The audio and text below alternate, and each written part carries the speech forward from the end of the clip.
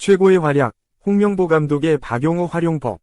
박용우, 클린스만 감독 때보다 왜 잘해졌을까? 홍명보 감독이 이끄는 대한민국 축구 국가대표팀은 10일 오후 11시, 한국 시간, 요르단 암만에 위치한 암만 국제경기장에서 열리는 2026 국제축구연맹 FIFA 북중미 월드컵 아시아 지역 3차 예선 B조 3차전에서 요르단과 맞붙는다. 한국과 요르단은 나란히 1승 1무를 기록하고 있다. 대한민국은 4-2-3의 1포메이션을 가동했다. 조현우가 골키퍼로 나서고 이명재, 김민재, 조유민, 설영우가 수비진을 구성한다. 황인범, 박용우가 중원에 위치하고 황희찬, 이재성, 이강인이 2선을 구축했다. 최전방은 주민규가 차지했다. 박용우가 3선에 나선다. 박용우는 전남 드래곤즈 유스에서 성장해 FC 서울, 울산 HD에서 활약을 하면서 K리그 1 최고 3선 미드필더로 활약했다. 국가대표 미드필더로 발돋움에 활약을 했고 위르겐 클린스만 감독 아래에선 주전으로 뛰었다. 2023 아시아 축구연맹 AFC 카타르 아시안컵에서 중요한 역할을 맡았는데 박용우는 아쉬운 모습을 보였다.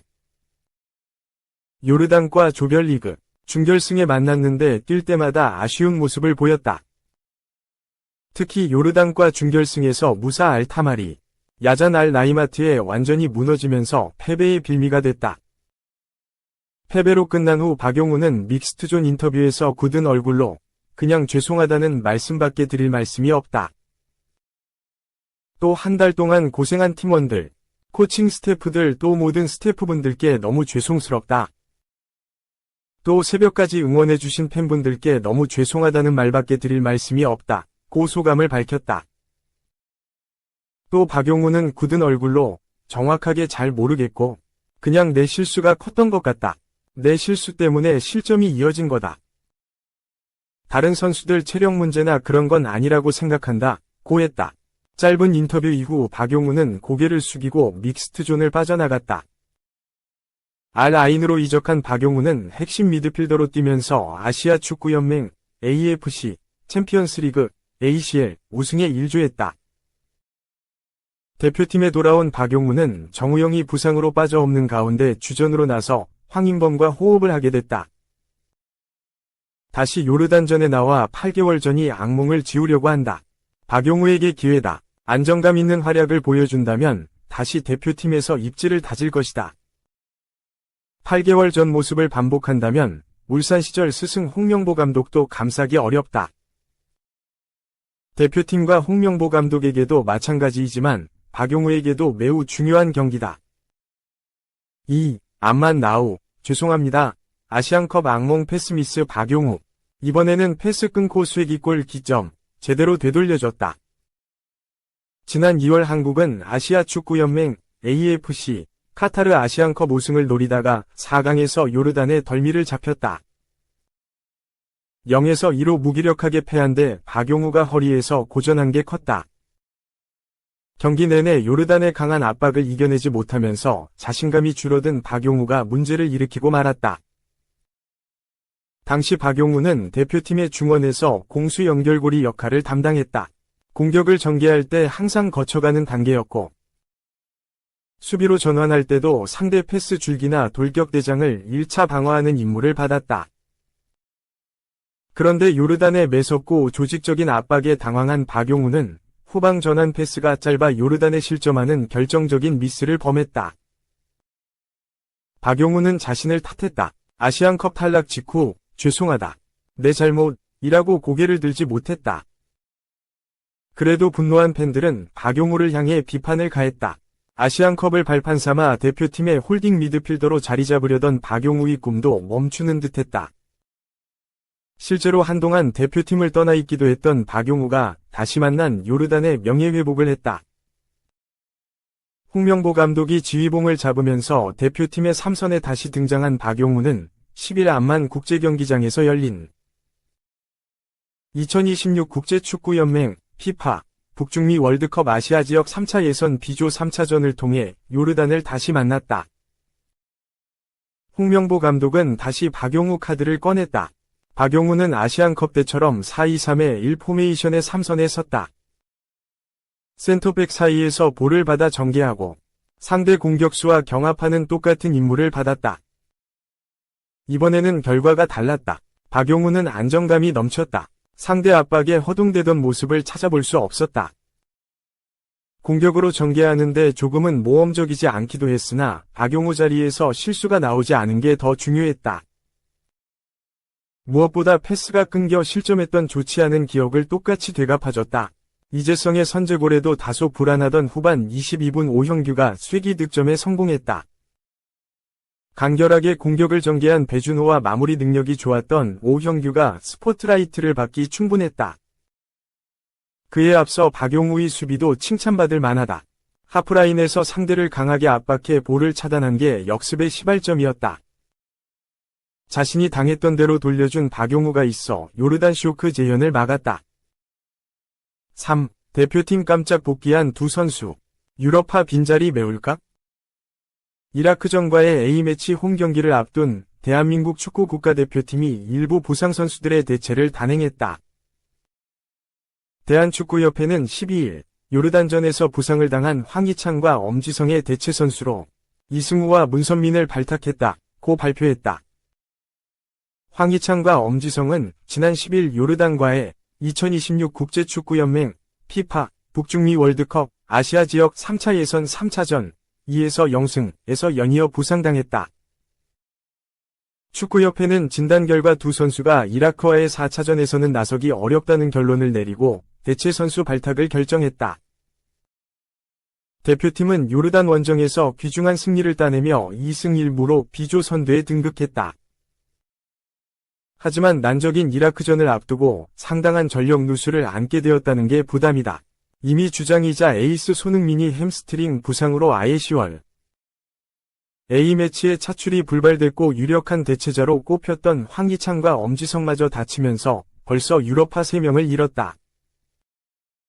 그나마 불행 중 다행은 부상당한 선수들이 모두 2선 공격수로 현재 한국 축구에서 가장 풍부한 양질의 뎁스를 보유한 포지션이라는 점이다. 홍명보 감독은 유럽파들의 빈자리를 메우기 위해 자신이 오랫동안 지켜봐왔고 익숙한 K리거인 전북 듀오 이승우와 문선민을 선택했다. 이승우와 문선민 모두 오랜만에 대표팀 복귀다. 문선민은 클린스만호 시절인 2023 AFC 카타르 아시안컵 이후 8개월. 이승우는 벤투호 시절인 2019년 이란과의 평가전 이후 5년 4개월 만에 다시 태극마크를 달았다. 이승우는 A매치 11경기에서 1도움, 문선민은 A매치 16경기에서 2골을 기록 중이다. 코리안 메시, 이승우는 스페인 명문 바르셀로나 유스팀 시절부터 초특급 유망주로 주목받았던 선수다. 각급 연령대별 대표팀을 두루 거쳐 신태용호 시절인 2018년 5월 18일 온두라스전에서 첫 A매치에 출전했고 데뷔전에서 어시스트까지 기록했다. 그해 6월 열린 러시아 월드컵 최종 명단에 깜짝 발탁되어 생애 첫 월드컵 본선 무대도 밟았다. 같은 열린 자카르타 팔렘방 아시안게임 23세 이하 대표팀에서는 손흥민, 김민재 등과 호흡을 맞춰 금메달을 목에 걸기도 했다. 하지만 이승우는 이후 유럽 성인 무대에서 주전 경쟁에 어려움을 겪으며 부진한 모습을 보였고 자연히 A 대표팀에서도 멀어졌다. 고심 끝에 이승우는 고심 끝에 출전 시간을 확보하기 위하여 유럽 무대를 떠나 2022년 K리그행을 결정했다.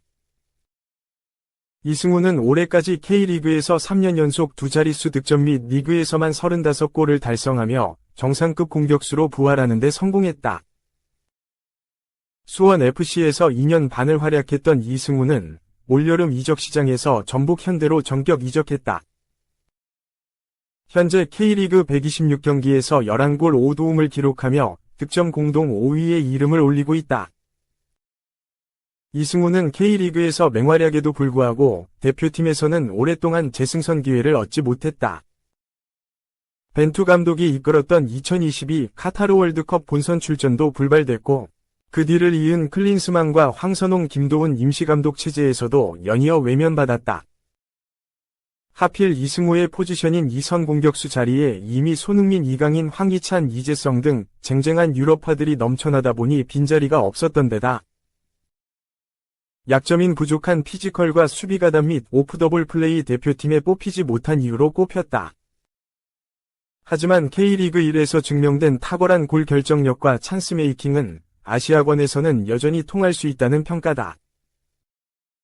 올 시즌 전반기에는 수원FC에서 주로 후반에 교체 출전하면서도 많은 공격 포인트를 쌓아 올리며 후반의 남자라는 별명을 얻기도 했다.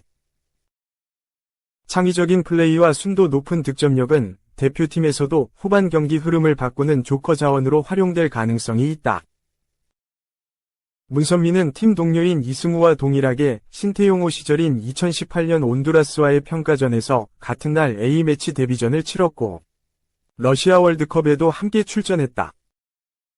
벤투호 시절에는 줄곧 외면받던 문선민은 클린스만호에서 3년 만에 대표팀에 복귀했고 지난 2023 아시안컵 명단에도 포함되었으나 역시 손흥민, 이강인 같은 유럽파들에 밀려 주로 벤치에 머물러야 했다.